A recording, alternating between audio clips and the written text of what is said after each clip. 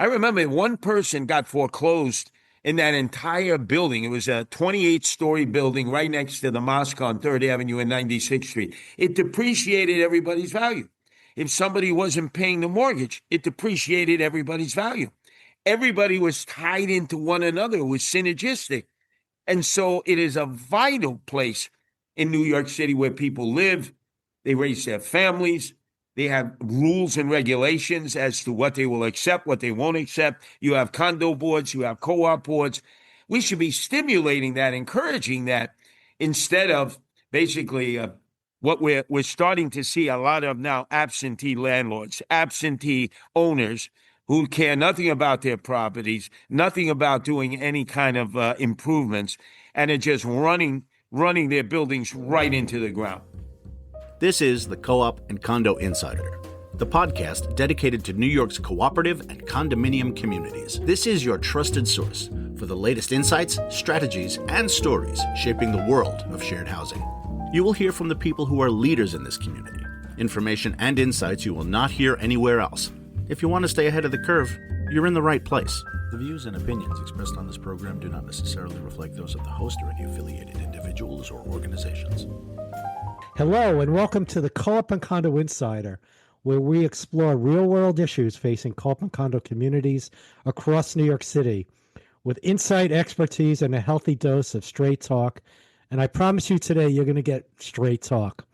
I'm your host, Jeffrey Maisel, co-op attorney and a legal advisor to the President's Co-op and Condo Council. I'm thrilled to be joined by my co-host, Richard Solomon, a seasoned voice in public radio for over 20 years. Richard has taken his listeners around the world to meet experts, newsmakers, and the people making a real difference in our everyday lives. Richard, great to have you on the mic with me today. It is a pleasure and an honor. And today we have a very special guest, a radio personality, a public servant for 40 years. And as of today, we're here as a mayoral candidate, Curtis Sliwa. Curtis, welcome to the show. No, my pleasure to join all of you. Okay, real honor to have you. Before we get into sort of current issues, I know personally I'm old enough to remember the Guardian Angels.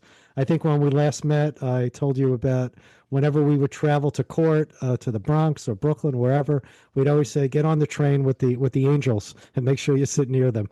And we always felt, and we thank you for that. Wow. So how did the Guardian Angels come about, and what motivated you to create them? Well, it came about, and we're looking at almost similar times now coming up with the warnings about the draconian fiscal situation that the city is in, that the state is in, that the federal government is saying they're going to withhold funds. Remember back in 1976, there was that famous Daily News headline, Gerald Ford, the president, saying, "Drop dead New York. We're not bailing you out. You're not going Chapter 11.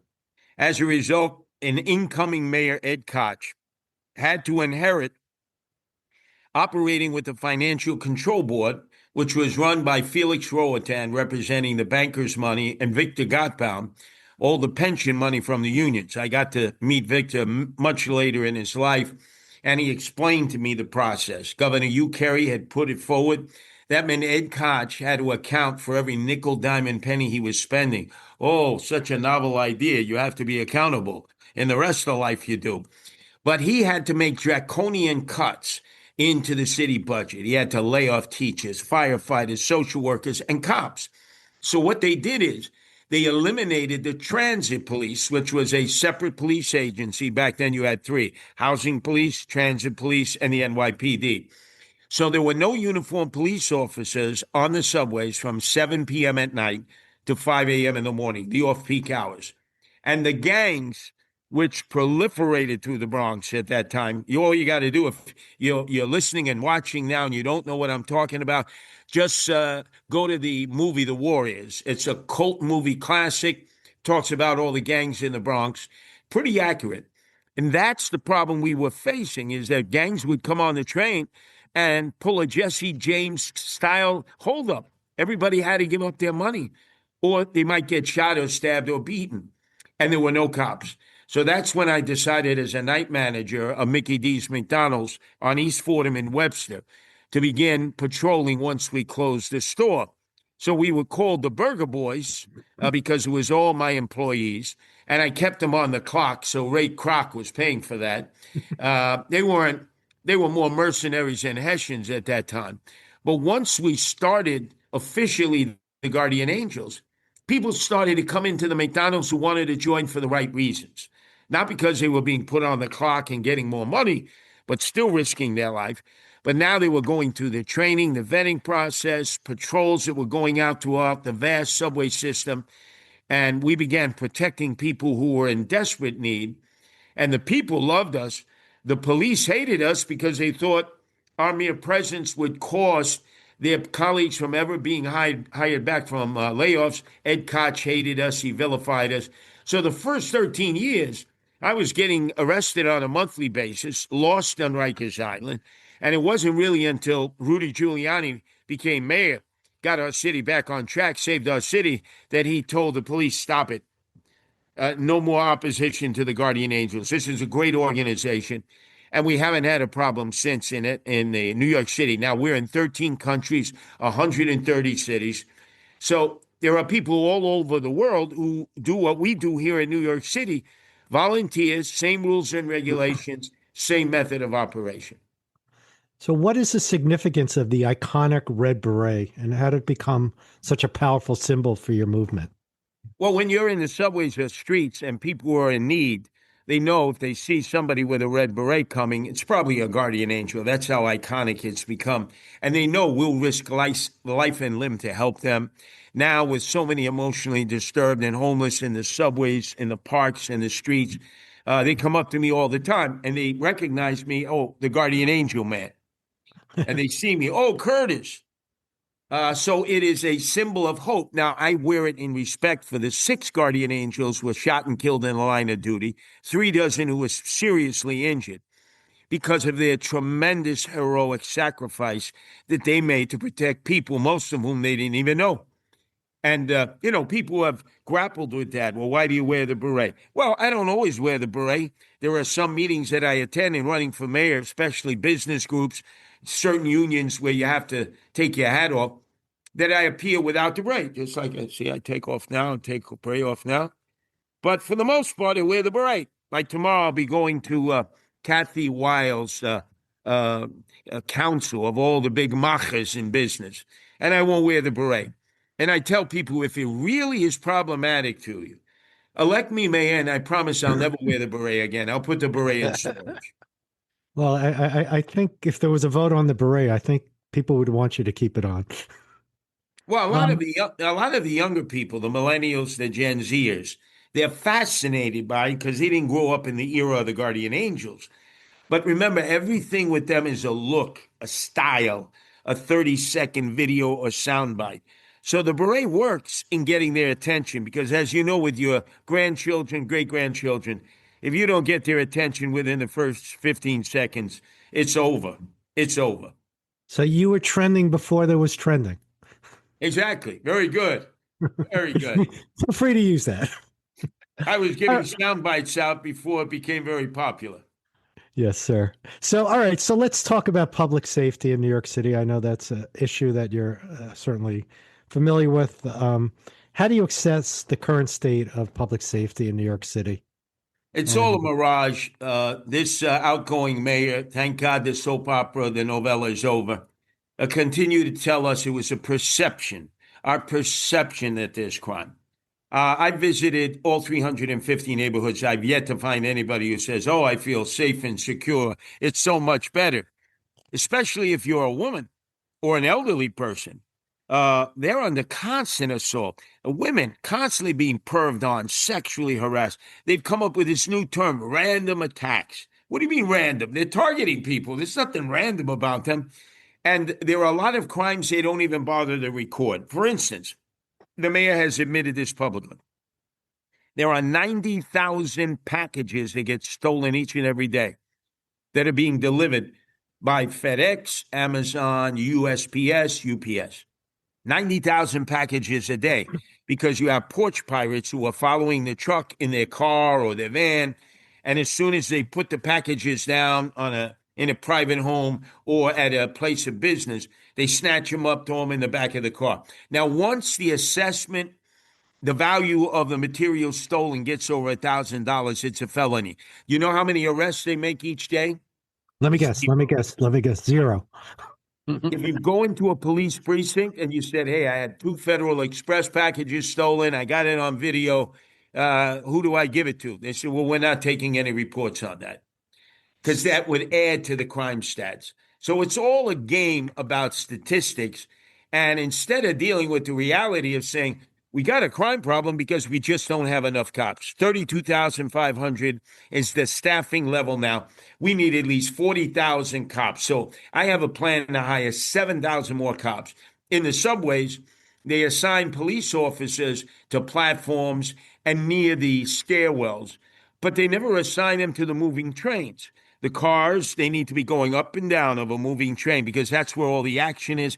That's where people will report to you. There's a man in that next car there. He's waving a knife. Officer, can you go check that out? And then you do it. If you're not on the trains, how many people are going to get off the train at an isolated stop and start looking for a transit police officer? It's not going to happen. Then they have the homeless outreach unit that used to be very effective because they were members of the NYPD, men and women police officers dedicated to helping homeless and emotionally disturbed. They knew the shelters, the operators, the executive directors. They knew the security. They knew the clients. Then de Blasio disbanded them when he took $1 billion out of the police budget, and there's never been anything to replace it. And we see a slew of homeless and emotionally disturbed persons who live in the subways, live in the streets, live in the parks, and there's nothing being done to get them even either into a safe shelter, which there are a few safe shelters, or into a state hospital for those who have serious mental issues to deal with.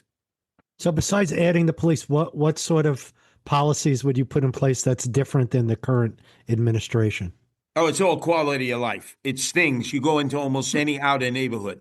You see 18-wheel tractor trailers parked in the street, RVs parked in the street, people basically doing work on their cars as if they were mechanics in the street, and the fluids and all kinds of items are in the street. These are things that years ago you would have either gotten arrested for, ticketed for, or they would have hauled that vehicle away. They're not doing that now. And the garbage, you have garbage everywhere, rats, graffiti. From the time you walk out of your house or your place of business in some neighborhoods, you just feel like you're being visually assaulted. Your senses are under attack. The smell of urine, the smell of defecation. It's a place that becomes revolting at times, so much so. People plan on leaving. If the interest rates weren't so high, a lot of homeowners would have been out of here already and on their way either to North Carolina, South Carolina, Georgia, Florida, Texas, Tennessee, or parts unknown. So that's a good segue. So yeah, we're the Co-op Condo Insider, so of course we're going to talk about co-op and condo housing. What do you see as the importance of co-op and condo housing in shaping neighborhoods and affordability? Well, it's clear it provides ownership, but not at the point where you have to own and operate a whole house. So condos and co-ops are an integral part of the housing situation. So what does the city council do? They bring a wrecking ball to it by passing law Local 97 to deal with greenhouse effects because they don't want you using natural gas and they want you wired up like a Christmas tree so that you're on the grid and everything's electric. The older your building is, the more money it's going to cost to convert. You don't have enough reserves in the kitty. And so a lot of people are going to be abandoning their condos and co-ops because they're not getting any assistance from the mayor, from the governor, from the city council, from the state legislature. It's almost as if you're being told, look, be happy. You're not paying as much property tax as a homeowner. Be thankful for that. And you're saying, well, wait a second. Ours is a form of affordable housing that people are investing into that just helps develop the equity in the city. And if we start abandoning condos and co-ops and fleeing, like others are planning to do or already have done, every time there's an empty co-op or a condo, it decreases the value of the entire cooperative and entire condo. I remember when I had a condo, when I was married to my wife, Mary, who's now married to David Patterson, who's helping to raise my oldest son, Anthony. I remember one person got foreclosed in that entire building. It was a 28-story building right next to the mosque on 3rd Avenue and 96th Street. It depreciated everybody's value. If somebody wasn't paying the mortgage, it depreciated everybody's value. Everybody was tied into one another. It was synergistic. And so it is a vital place in New York City where people live, they raise their families, they have rules and regulations as to what they will accept, what they won't accept. You have condo boards, you have co-op boards. We should be stimulating that, encouraging that, instead of basically what we're starting to see a lot of now: absentee landlords, absentee owners who care nothing about their properties, nothing about doing any kind of improvements, and are just running their buildings right into the ground. Well, my understanding is there's 50 to 100,000 vacant units, rental units in New York City because landlords can't get the money back if they renovate them, and it's easier to keep them offline. I've tried to pin it down. It's about 100,000, and I'll bifurcate it for you. 6,000 empty apartments in NYCHA alone, the New York City Housing Authority project. The mayor has control of that. How could you allow 6,000 apartments to be unoccupied? Then you got about 28,000 rent subsidized apartments that are empty. And that's become a big issue ever since Andrew Cuomo decided to cast aspersions against Zoran Mandami and his wife, for having a rent subsidized apartment. Okay, so they're 28,000. And then the mass number of empty apartments are out in the residential areas, especially in Staten Island, the Bronx, Queens, Brooklyn, where not absentee landlords, but landlords who live in the building have opted, when somebody dies or somebody leaves, or finally they get a squatter out after a struggle in tenant-landlord court that could consume 3, 4, 5 years and a lot of money before the marshals come and kick them out. They have decided that if somebody dies, leaves, or you finally evict a squatter, not to rent that apartment. And that is an untold number of apartments that, if encouraged, I believe that those landlords would put them back into the marketplace and they could resolve some of the housing issues. But out of fear of an unknown tenant, a tenant from hell, they're deciding to take a loss, even though they're paying more sewage rates, higher electricity rates, courtesy of Andrew Cuomo when he was governor, because he took Indian Point offline. 25% of our power was provided by Indian Point. He never had a replacement. With all those additional expenses, landlords are still opting not to rent these apartments because they'd rather have peace of mind than a little more profit. And to get their money back would take 20 years if they improve the apartments. For sure. I was with an old friend of mine over the weekend. He's a guy from Middle Village. I don't know that he barely graduated high school, but he was a contractor, hardworking guy. Woke up at 4 a.m. and built up a rental portfolio. He said he's barely breaking even because of all the mandates, all the taxes. The DOB is certainly not user friendly for landlords and co-op and building owners. No, and the property taxes keep going up. Fees and fines, speed cameras, red light cameras, even charge you for a garbage can now, which is unheard of. $50 plus, you got to buy it from a distributor in North Carolina. I want to see that no bid contract and who's getting the kickbacks. Oh, can I buy this same can at a Home Depot or a mom and pop hardware store? No, you got to buy it from the city. So they basically are picking your pockets from the cradle to the grave and driving you out. So I have a plan that says, if you make $65,000 or less, no property tax, because I want you to improve and not to move. We got to cap the property tax. 2%, that's it, like the state. So at the small landlords level, mid-size, and the big developers, we're taxing way too much. Corporate taxes, driving companies south of the Mason-Dixon line in droves. We have the income tax, which is driving a lot of the millennials and Gen Zers out, because even though they're making $155,000 after 4 years of education, 2-year graduate degree, they're having to pay back crushing student loans. Then they're having to pay rent, and having to still be living in a dormitory with 3 other people in their apartment, and they're wondering, what happened to my American dream? I thought I'd be able to own my home of my own, or my car. I can't do anything. And I think that's how Zoran Mandami has tapped into that anger of a millennial generation. My wife is millennial. She's explained this to me. She said, look, if we weren't married, because I went to law school and I'm an attorney now and I'm making good money, you can forget about that. At the beginning of the month, they pick my pockets for the student loan.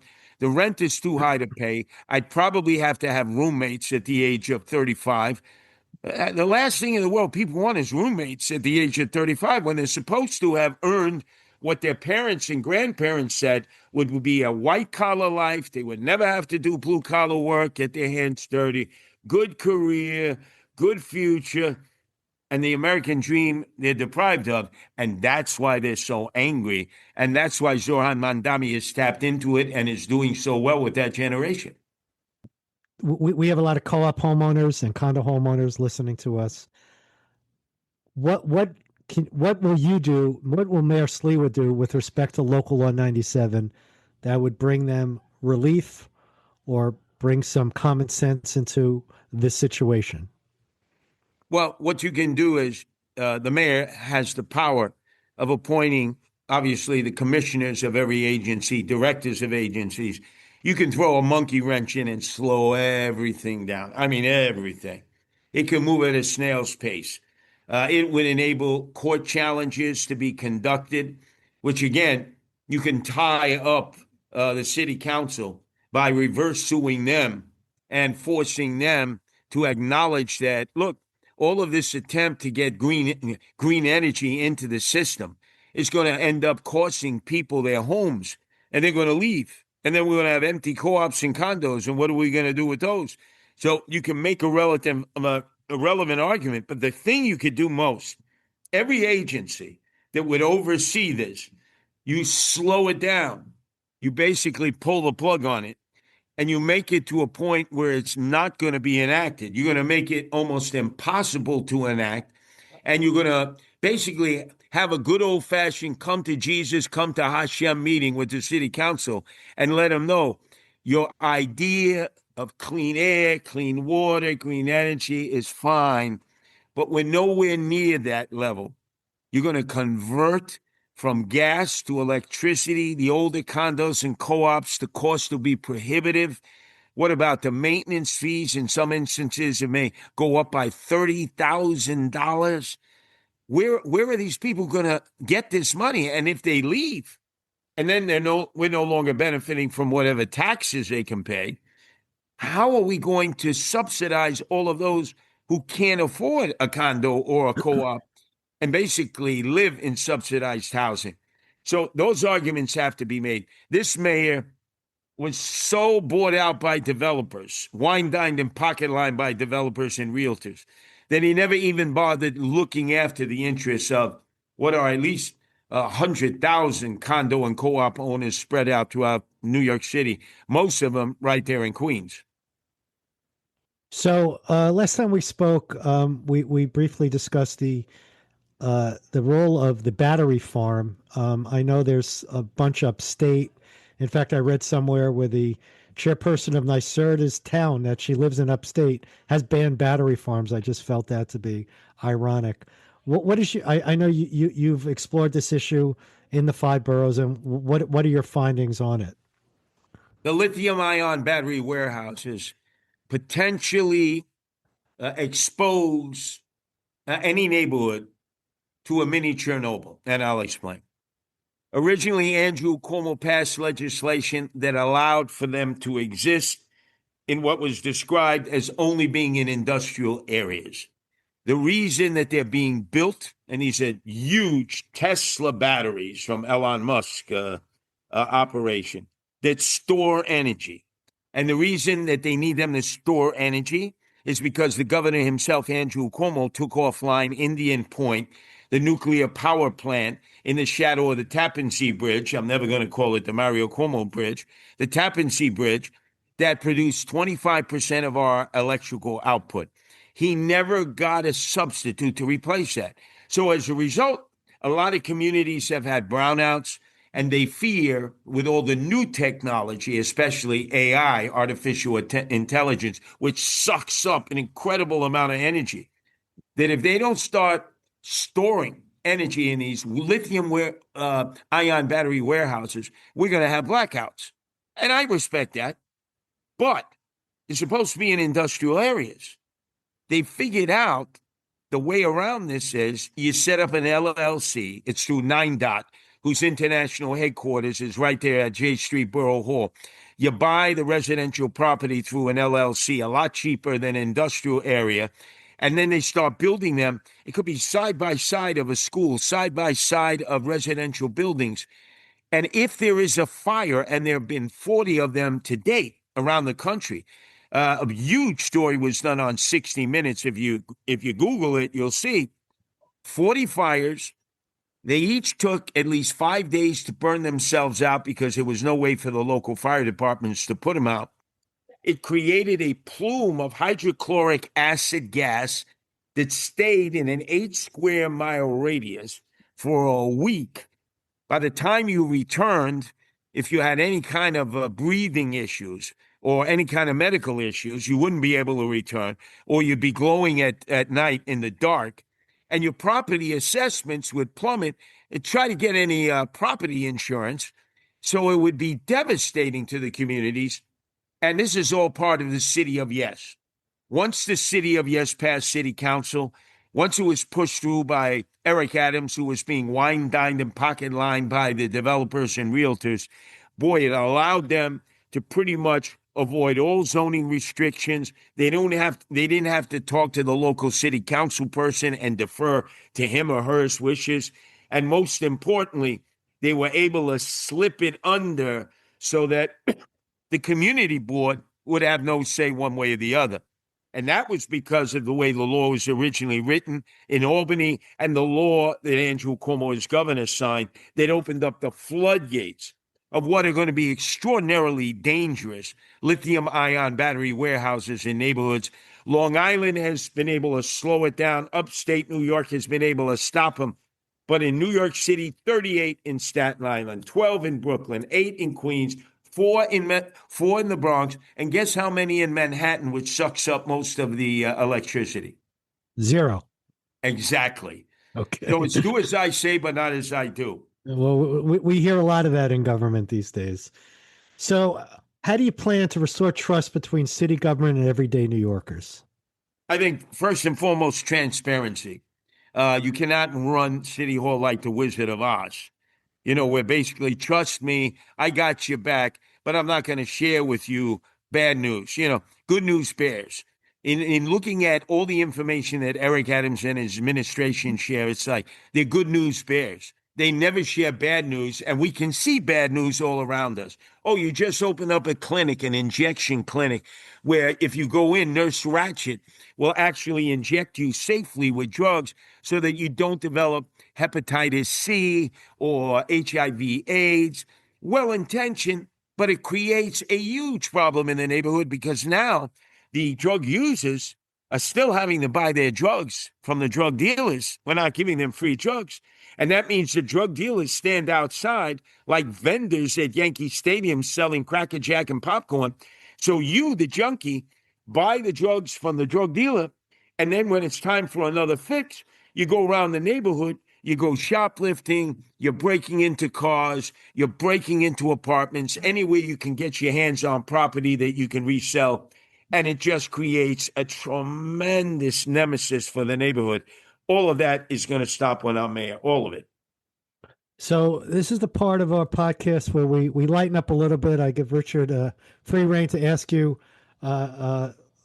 rapid fire fun questions. Richard, you're up. So I've been in the radio business for 20 years. I've been on ABC, OR, like you, and I've been on FM. Where do you see national radio headed in the next 20 years? And where do you see New York radio headed? And will they be on the same projection? Well, the new wave is obviously podcasting. It's not my cup of tea, but that's why you have choices. The more choices, the better. It's like going into a supermarket. You have like 15 choices of mustard, 12 choices of ketchup. People have a variety of different ways to listen. There's a podcast, which you can choose to listen to at any point, or there's the live broadcast, which I prefer, in the interaction with callers. So I've done talk radio for 35 years, most of it at WABC, which at times the acronym has stood for Always Broadcasting Curtis. I've been through waves where they said, oh, talk radio is dead, only to come back another day and be stronger than ever. So I think the medium will survive, but I think a new generation is not going to be as tolerant as the time necessary to listen, to be able to sort of enjoy, collect information, and to hear your opinion verified. I want more co-mixing. I want more debate.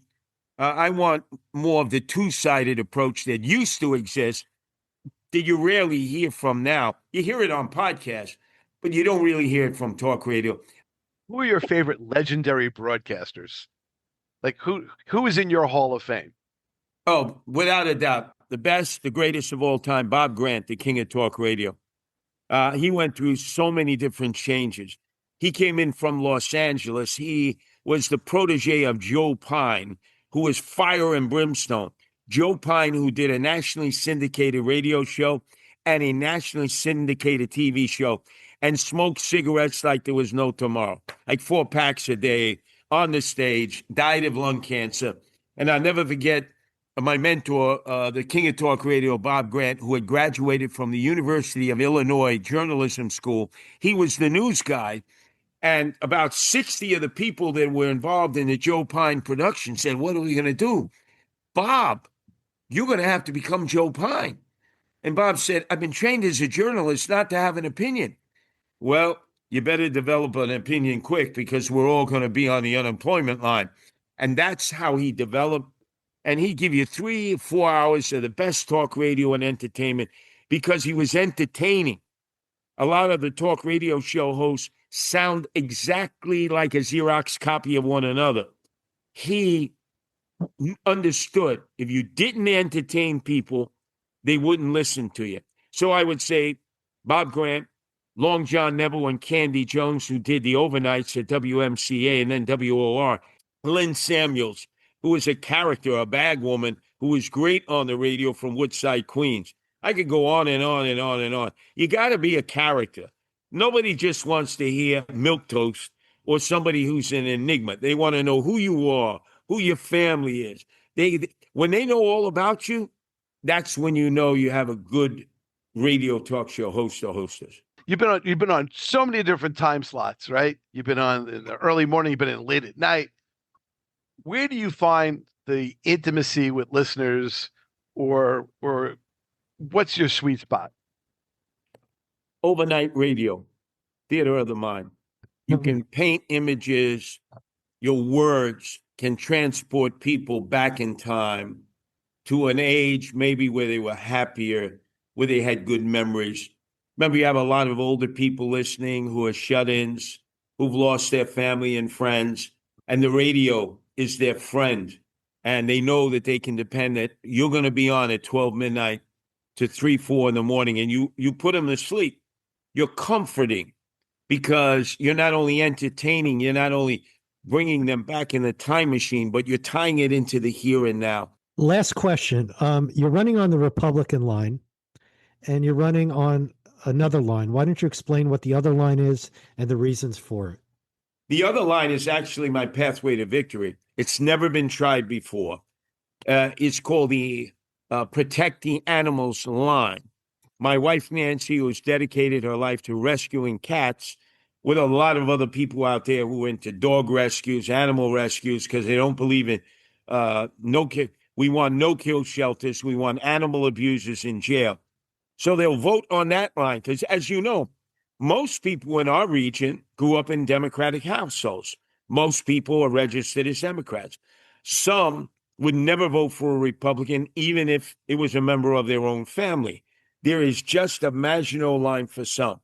But the fact that I am leading the effort to protect animals, put animal abusers in jail, and the kill shelters, a lot of Democrats, especially women, are saying, thank God I can vote for you on that line without violating my beliefs that I would never vote for a Republican, which was the will of my mom and dad or grandparents. Well, thank you very much for that. Curtis Sliwa, congratulations. You are now officially a Co-op and Condo Insider. We want to thank you very much. This has been a fascinating and riveting conversation, and we hope to have you on again real soon. And thank everybody for listening. Oh, my pleasure, anytime. Thanks for listening to the Co-op and Condo Insider. We hope you found today's conversation informative and insightful. Don't forget to subscribe. We're available on all major podcast platforms. Until next time, stay informed.